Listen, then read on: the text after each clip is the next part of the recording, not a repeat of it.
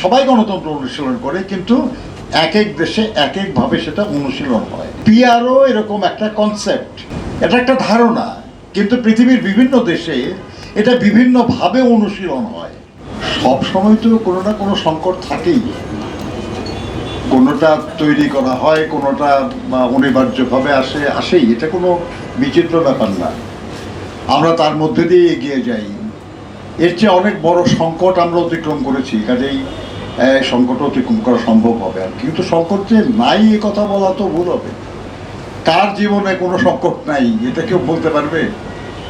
কোন সময়ে রাজনৈতিক কোনো সংকট থাকে না, এই কথা কি বলা যায়? আছে তো সংকট কিছুটা।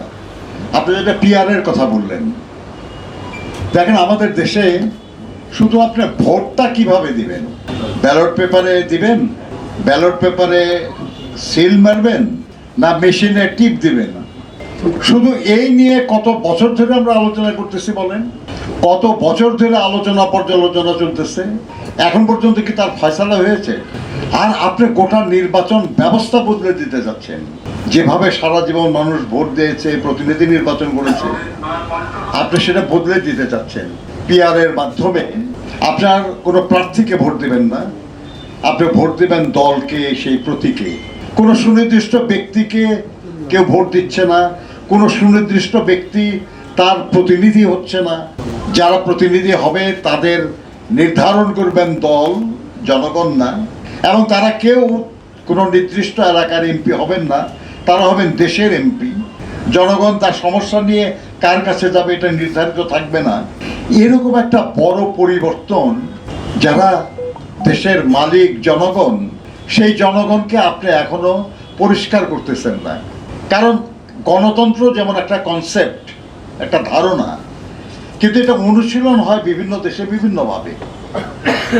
আমেরিকায় যেভাবে গণতন্ত্র অনুশীলন হয়, ইংল্যান্ডে তো সেইভাবে হয় না।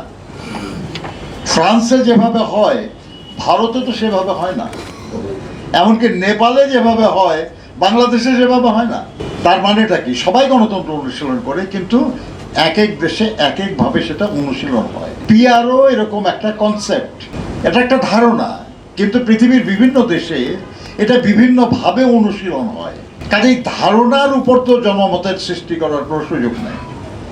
কি পদ্ধতিতে আপনি সেটা বাস্তবায়ন করতে চান, কার্যকর করতে চান, এই নিয়ে আমরা কোনো দলকে কিছু বলতে শুনি না। জনগণ এই সম্পর্কে কোনো কিছুই জানতে পারে নাই।